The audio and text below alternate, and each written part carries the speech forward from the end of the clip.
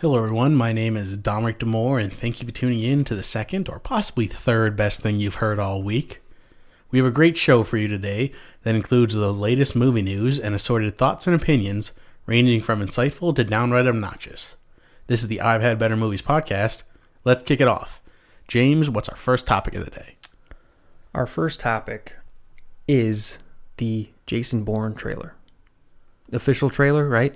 It's not a teaser. No, this is the first official trailer. All right, it's hard to keep track of all this crap. It is, especially nowadays, because in the old days, a teaser trailer was 30 seconds. Yeah. Now, got extended teasers that are like a minute and a half. Yeah, like 2 minutes. The first Suicide Squad trailer was like 2 minutes and 30 seconds, and that was considered a teaser. Yeah, way too long. It's just confusing. And now there's the teaser, then 2 trailers, sometimes 3. Depending on how big the film is, Batman vs Superman got 4, I believe. Way too many. Yeah. All right, let's go right into it.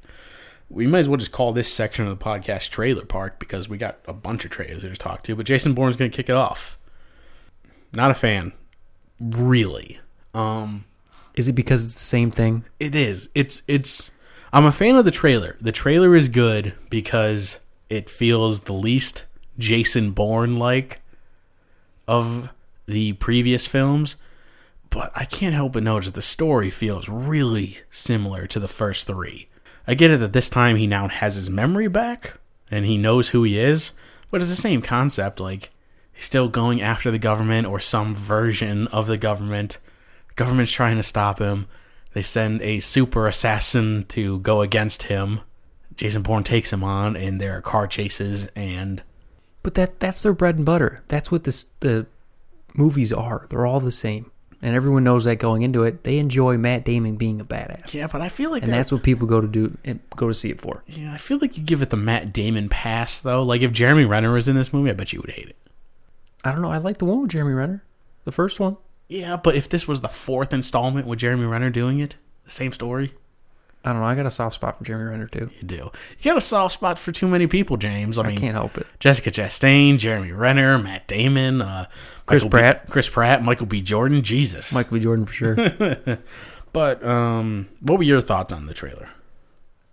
It did feel like another Bourne movie. Mm-hmm. Definitely. And I think the poster is extremely cheesy. You know his name. Yeah. Come on, guys. You can do better than that. I don't know. It's just Jason Bourne being badass, and that's what people want to see. Yeah. So I'm okay with it for the most part, and I did enjoy the one knockout punch that he had because that was pretty sweet. Yeah, though that's one of my positives for it. This looks like it's the most badass version of Jason Bourne we've ever seen. Because while he's been almost James Bond-like to the point where, but not like Daniel Craig James Bond, where it's he's occasionally fighting one guy. This one, it looks like he's taking on a city. It almost looks a little bit Mission Impossible like. Yeah, where I think there's definitely elements of Mission Impossible, James Bond, and Fight Club type of deal. Yeah, I don't know why, but probably because the circle of fight. That, and it's gritty. There's definitely a gritty feel. Matt Damon looks dirty in every scene he's in. Yeah, that's why I think it looks more like a Daniel Craig type of Batman. Or not Batman, sorry.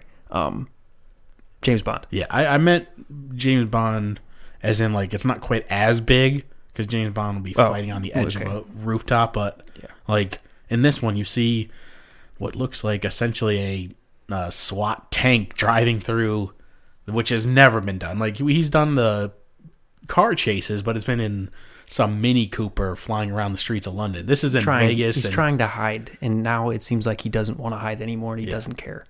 This is the American version of Jason Bourne. Because so far, we've never seen Jason Bourne in America, right? In The Ultimatum, he was. Oh, is he? Yeah. They ended Supremacy with him talking to Pamela Landy on the phone in New York City. Was that in New York? I thought it was in the same city... No, he had the sniper on it. No, I'm pretty sure it was New York City. No, it wasn't in Germany. Because he was on top of the Bosch building in Germany. Why do you know what the Bosch building is? I'm pretty sure that's what it was, because it's a tool. Oh, well, that makes sense. I take your word for it. I wasn't sure. So So, another highlight, Alicia Vikander cast in this film. She looks like she's going to play a semi-decent part. So, I love her. Can't hate on that. Yeah, definitely. Did you have a favorite moment from the trailer? When he knocked out that dude with one punch. Yeah. For me, it was he breaks off a chair leg. And that was cool too. That was cool. Like it reminded me of like the pen scene from Identity. So it still hurts my hand. He just pulls it right out. So that's our thoughts on the Jason Bourne trailer. Let us know what you guys think by using the hashtag IHB Movies, or send us an email. I've given it out before, and I'm going to give it out again later, so stay tuned for that. Our next trailer we're going to review is the second Independence Day Resurgence trailer. James, did you see this trailer? No, I chose not to. I could have, and I chose to skip past it. Always fun for a podcast. Because I don't care. It's stupid. It doesn't need to be made. I mean, it's not that it doesn't need to be made. Most movies don't need to get made. Do we need a fourth Jason Bourne? Absolutely. It's got Matt Damon in it. Very true. Well, I did see the trailer. And after seeing the first one, I was like, okay, I'm in.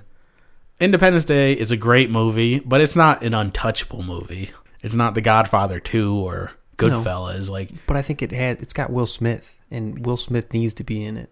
Well, blame Will Smith for that. Yeah, I do. I do. Like that's man's afraid of sequels. Yeah.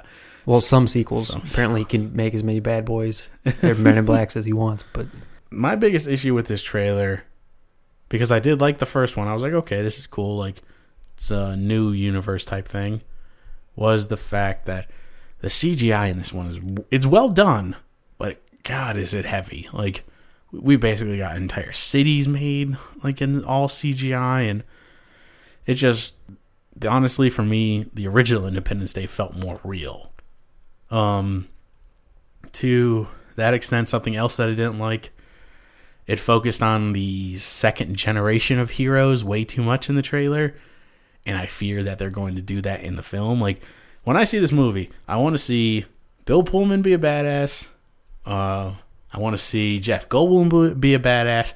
I don't care that Liam Hemsworth is in this film. And I don't care that Will Smith's son, Jesse Usher, is in this film. And that guy, I don't think he can act. And that scares the shit out of me. He delivers 2 lines in that trailer where I'm like, that was awful. That was so bad. And you know they picked his best lines for the trailer. Probably. So I'm no longer looking forward to this movie. I'll see it. I'm hoping that I'm wrong. Yeah, I mean, I'll probably see it too because I'm curious on it, on what direction they go with it. Yeah, but this trailer did me no favors. On to the next topic. The Magnificent Seven short teaser. I did quotes on a podcast. Yeah, it is. It's only a minute 30 seconds. Yeah, still short. Yeah. This is a remake of technically a remake because it's based off of the Magnificent Seven, which came out back in 1960. Yes. Which is based off of the film The Seven Samurai, which came out in 1954. Yes. And the basis of all 3 movies is the 7 gunmen are brought together in order to defend a town which is in the path of a outlaw gang. This movie has a stellar cast: Denzel Washington, Ethan Hawke, Chris Pratt, Vincent D'Onofrio, Sean Bridges, William Lee Scott. Yeah. Did we get to 7 yet? We're there. I like the trailer. Oh, and Haley Bennett. Yeah. It's directed by Antoine Fuqua, who directed Southpaw. The Equalizer, Training Day. Yeah. I'm not sure how I feel about him because I wasn't a huge fan of Southpaw. Obviously, I love Training Day and The Equalizer. It's a flip of a coin for me. Like, most of the time, I don't really like that movie. Depends what kind of mood you're in. Yeah, so I'm definitely excited to see it. This trailer, I enjoy Westerns, so I was looking forward to it. Chris Pratt looks funny. My main issue, though, is with Denzel Washington. He feels a bit old for the role. granted, this is a teaser trailer. They didn't show us a whole lot of him. And as long as he plays it as an aging gunman, I don't need him to be an old gunman. I don't need, like, Clint Eastwood in Unforgiven. But I don't need him, like, doing all this cool stuff. Like, leave that to Chris Pratt. Yeah. Because he can do everything. Yeah, pretty much. So, Denzel's my only real question mark. And I don't question the acting. I just question how the character was written. Like, is he supposed to be a 50-year-old man? Or is he supposed to be, like, 39?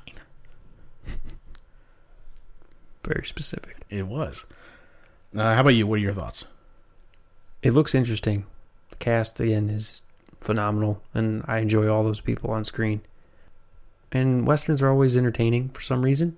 I'm not really sure why. And anything Chris Pratt is in is something I want to see. And I think he's got that movie star status to where people are going to go see what movie he's in. Yeah. Just from Jurassic World. I'd agree with that. He does, though. He feels like a more badass Star-Lord. Like, yeah. Like he's cocky and all that. Comedic relief. Yeah. But the only difference is, like, in Guardians of the Galaxy, like, when Star-Lord says, like, oh, I'm Star-Lord. I'm this big shot. Everybody else in the universe is like, who? Whereas it feels in this world, it's much more of like, okay, that dude actually is a badass. Yeah. So I'm looking forward to seeing that. Anytime you get this level of talent on screen together, it's definitely going to be interesting. So looking forward to the next trailer. I think we still have a little while before this movie comes out. Yeah, not till September. Yeah, so we look forward to talking to it a little further. Let us know what you guys saw of the trailer, either by sending us an email to ihbpodcast@gmail.com, or you can comment on our Facebook wall. That's the I've Had Better podcast. Yeah. Next up was the boxing film Hands of Stone. I didn't even know this dropped. Jimmy actually brought this to my attention. It stars Robert De Niro and Edgar Ramirez. Ramirez plays the famed boxer Roberto Duran, and Robert De Niro plays his trainer Ray Arcel, one of the most famous boxing trainers to ever live. Basically, it looks like a biopic-esque, like following some either Robert Duran's life, maybe a little bit of De Niro's character's life, and some of his biggest fights, like fighting Sugar Ray Leonard, played by none other than the tremendous talent Usher. Sorry. Yeah. Forgive me. Or as he's portrayed in the film, in the credits, Usher Raymond IV. This is a real quick trailer. It's only 45 seconds. You get a lot of information in that 45 seconds. You get introduced to everybody. Visually, I thought it looks really good. Like, it's got, because this is fighting mainly took place in the 70s, possibly into the 80s. I'm not really sure how far the film's going to go, but it looked really cool. But particularly the boxing matches themselves, I really enjoyed the lighting that I saw and the classic look that each of the fighters had. Any boxing movie worries me about the fight scenes, though, because they could either be really good, like Creed, or what was the one with that we just talked about?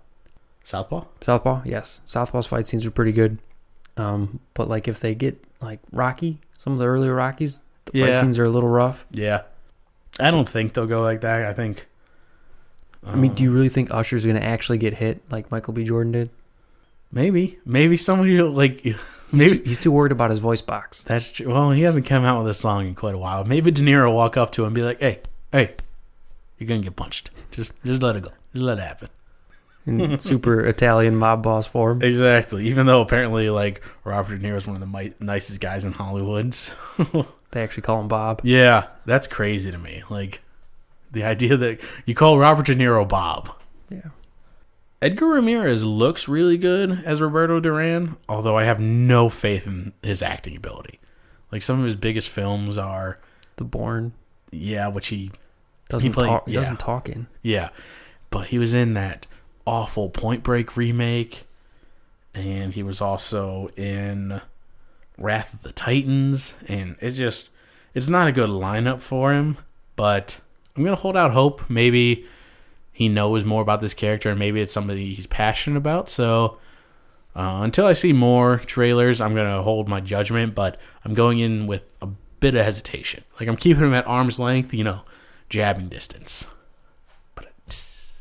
Love the boxing reference. And on to our next topic. Wilem Dafoe was cast in an unknown role for the Justice League. All that we know is he could be a good guy. Could be.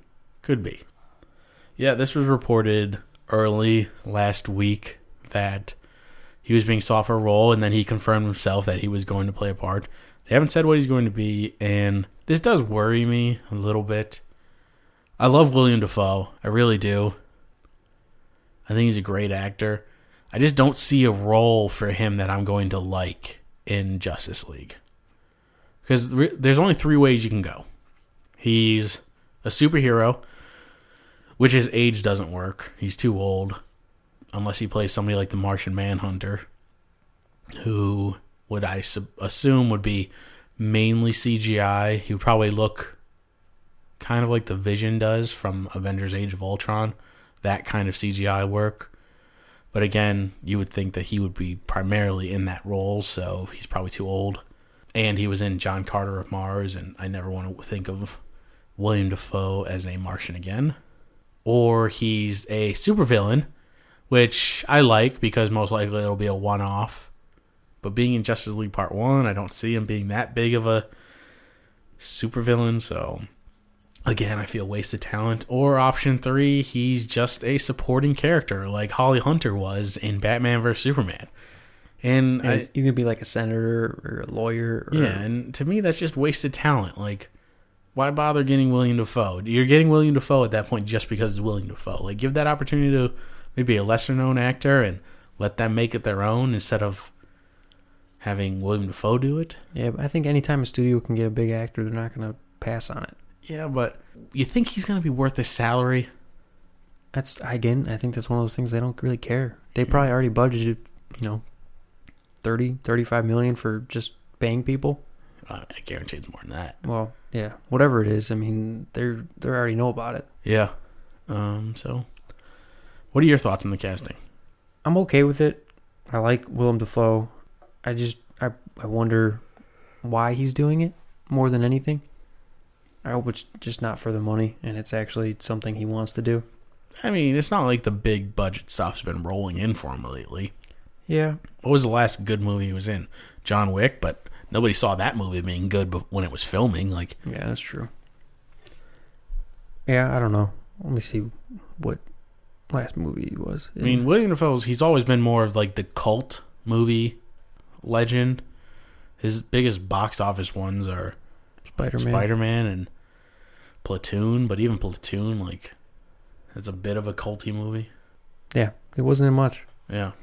So, it'll be interesting. I don't hate the casting. I'm fine with it. It's just one of those things, I wish this happened 5 years ago. Yeah. Then I think he could have played anybody. Yep. And Dom strikes gold again because he gets the quick hitter of the day. There's 2 of them, actually. Let's see if he gets the second one. Fingers crossed. But as we reported last week, Dwayne Johnson has made it official that he will be joining the Jumanji reboot.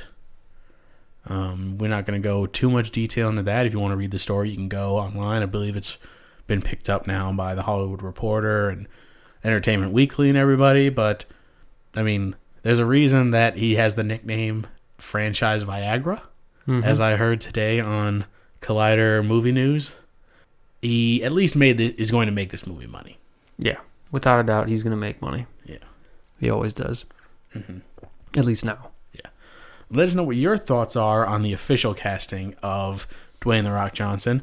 Contact us on our Facebook page or go ahead and comment on our iTunes page by giving us a review. Just say, hey, that was a really nice tidbit you guys dropped there, and give us a 5-star rating. Don't forget to like and subscribe.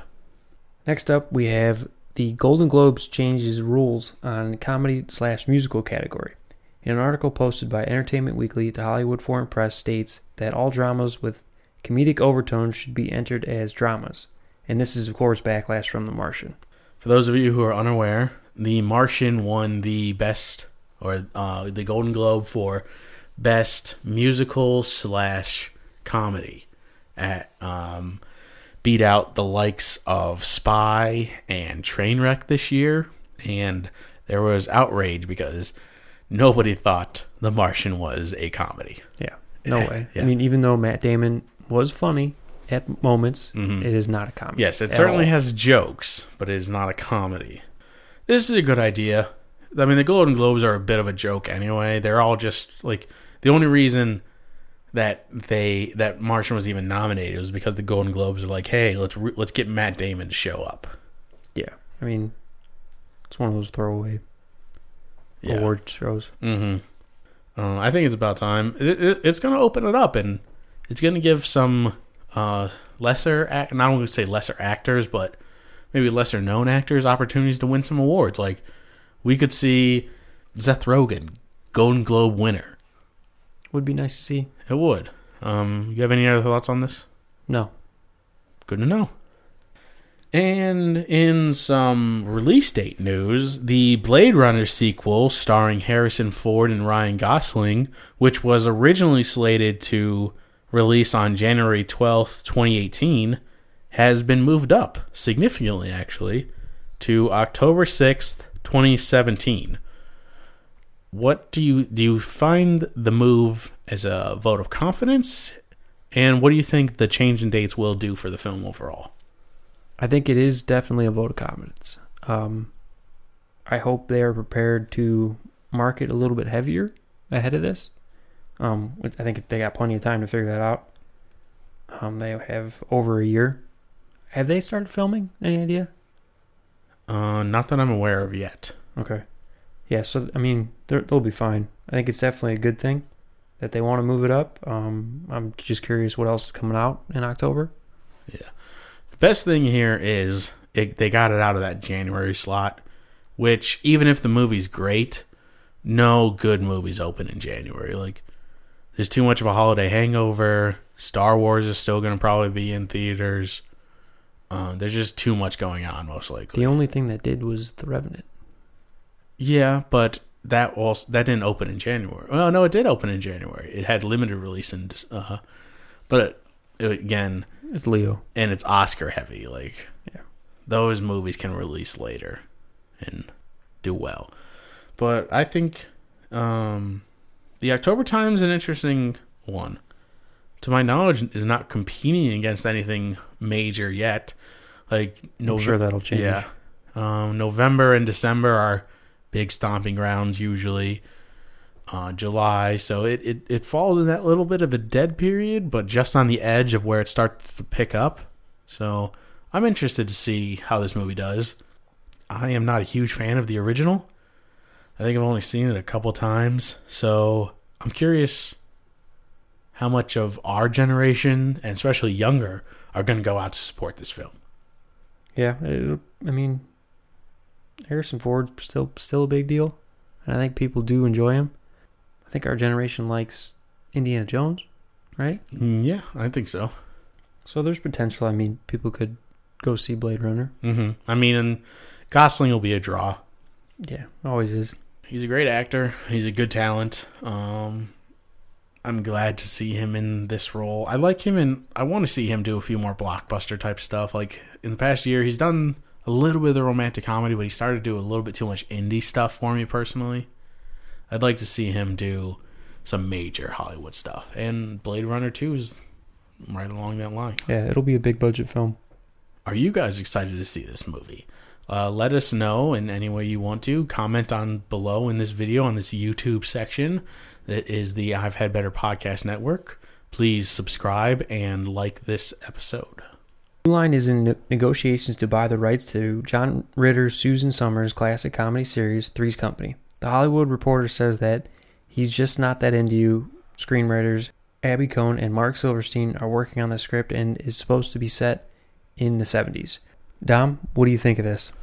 All right. Well, in our pre-production meeting, aka when Jimmy and I ate dinner at our desks waiting to record this, I found out a bombshell that James apparently didn't have a childhood and never watched 3's Company. So to enlighten James, 3's Company is the story of 3 roommates who all move into an apartment together, but it was the 1970s and it was taboo for a man to live with 2 women at the time, so he had to pretend to be gay in order to live there. And it was the 1970s, so everybody's like, oh, it's so funny, like, he's gay. It doesn't work so much now. So I'm curious how this movie's going to work out, how they're going to do that storyline, because I don't see it working. That's why I think I would prefer this movie to be set in the modern day, and it'd be a bit darker. Like, I kind of want... I wouldn't mind the roles being flipped. Like, it'd be 2 men living with 1 woman, and the woman is very dark and mysterious and starts dating the one, but then sleeps with the other, and then sleeps with the landlord and all that. Because in the original Three's Company, Don Knotts, he plays the landlord, the goofy landlord, who is always trying to catch John Ritter for not being gay. So I feel like a darker tone might work. Say you were going to cast this film, who would you want to see in the roles, now that you have a basic understanding? Jason Sudeikis. Sudeikis is a good pick. I think Jason Sudeikis, I think, could play that. Yeah, I think he and John Ritter fill very similar roles. Would it be kind of cool to have Kristen Ritter in it? But no, I think she's a solid casting too. You didn't see the original Three's Company, but I think she would fit the role of Joyce DeWitt because that character was a bit more hard-edged. She wasn't so fun and perky and dumb blonde that Susan Summers was. So I think she could play. What about the third role? The landlord? No, well, you could do the landlord too, but the Suzanne Summers dumb blonde sex pot character. The eye candy, essentially. Amber Heard? I like Amber Heard. I think that would be a good pick. I think she can do comedy. She does the sexy roles usually, but I think she could do some comedy. Scarlett Johansson. Scarlett Johansson would be good. Scarlett Johansson's a great pick. For me personally, if we were going to follow that darker tone that I mentioned earlier, I would want somebody like Alicia Vikander. I think she would be a great pick. She can play dark. I think can be funny too. You saw her in The Man from U.N.C.L.E. She did a good job in that. Then I would go Mila Kunis for the second roommate. I don't have the dumb blonde, but that's not the direction my movie would go. And for the guy, I would go Adam Driver. I think because he could play the used and abused type boyfriend type deal. And then I would want to go somebody a little older for the landlord. And I would do Littlefinger from Game of Thrones. He was also Carcetti in The Wire. Yes, that as well. Aidan Gillian. Yes. I think he would be a cool pick. But they're not going to do that. They're going to go more Starsky and Hutch version, which is the goofy comedy. And I don't really care who they cast in that situation because the movie's going to suck. But I would recast the landlord, Don Knotts, as Betty White. That would be kind of cool. It would be. Because she's still funny. Yes. Yeah, and she could play that funny. She could play a very Don Knotts-like. Who would you guys cast in that film? Were you a fan of Three's Company as a kid, or are you even still a fan today? Do you watch it on reruns now? Let us know what your casting decisions would be and which direction you would want the movie to go using the hashtag IHB Movies, or you can just send us a tweet straight to @IHBpodcast. Boom. Dom hit the jackpot again with the quick hitters. No long reading for Dominic. Someone planned this. Maybe I did. Maybe I didn't. That's what happens when you get to choose the stories each week. But in the most obvious news of the day, Baywatch has cast Pamela Anderson for a role. Surprise, surprise. Exactly. Like, they weren't going to cast her all along. Like, I mean, she's not going to be a main character or anything, but it's going to be a cameo. But, of course, they're going to cast her. They already got Hasselhoff.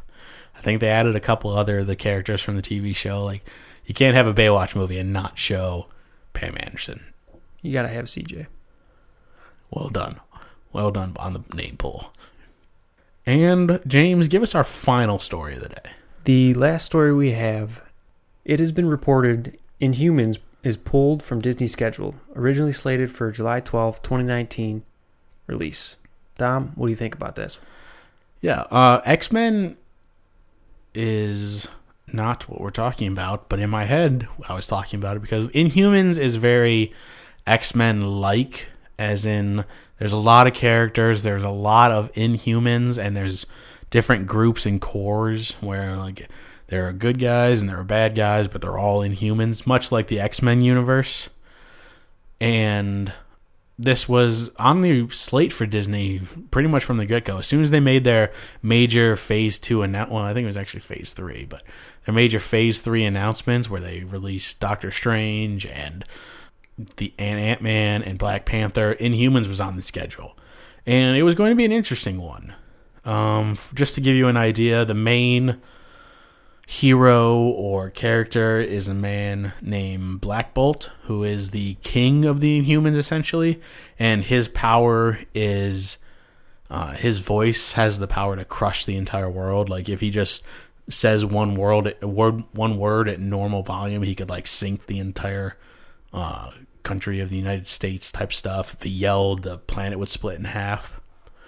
And he has a wife and a brother and all these things, and there's civil war among the people, and that's essentially what I think the movie would be about. I'm not a huge Inhumans fan / I don't read the comics, so I can't tell you a whole lot about it, but that's my 10-second, 10-cent summation of the characters.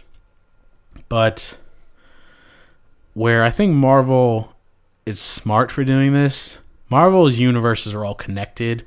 So if it happens on Daredevil, then it happened in Avengers, and then it happened in Agents of S.H.I.E.L.D. It's not like DC where every TV show is basically their own thing. Like the movie world and the TV shows are separate. And on Agents of S.H.I.E.L.D., the Inhumans have played a big part in that show. Not the major guys like Black Bolt, what I was talking about, but the lesser known guys. So I think they kind of wrote themselves into a corner. And with the success of Ant-Man and they have Black Panther coming out, so I'm sure that's going to do well, and they'll want to do another one of those. I think they just said, you know what? Let's bump this down the road. We don't have to have it. It'll be something good in like 10 years when we're out of all the other ideas. I know you have no idea what the Inhumans are. Given all that you've just heard, what are your thoughts? It's another one of those things that you don't need it. But if it came out, it'd probably be a decent thing to see. Mm-hmm. But because they bumped it, I'm sure they have good reasons for it. Yeah.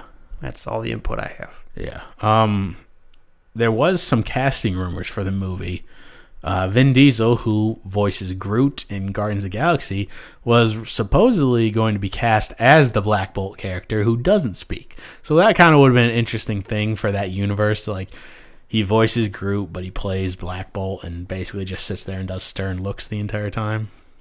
So that would have been interesting to see, but overall, I don't think anybody who is the traditional, just like Marvel Cinematic Universe fan and isn't a diehard for the comics is losing out. So, I'm not heartbroken about the fact that this has been pulled from their schedule. It's one of those you take it or leave it things. Exactly. All right, so that was the top news from this past week. I want to thank you all for tuning in. If you enjoyed the show, please like this episode and subscribe to the I've Had Better Podcast Network. Also, follow us on Twitter at IHB Podcast, and on Facebook, go like the I've Had Better Podcast page. James, tell the people how to find you. I'm on Twitter at _Kaiser_Soze, or on Facebook at Jimmy Langos. And don't forget to check out the website, www.ihbpodcast.com, and we are also on iTunes. Yeah. Don't forget to subscribe. Yep, and you can find that just by going to iTunes and typing in the search bar, I've Had Better Podcast. And that means I am Dominic Demore. You can follow me on Twitter at DomDemore, DOMDEMORE, or on Facebook at Dominic Demore. James, how's the show today? I've had better. Good night, everybody.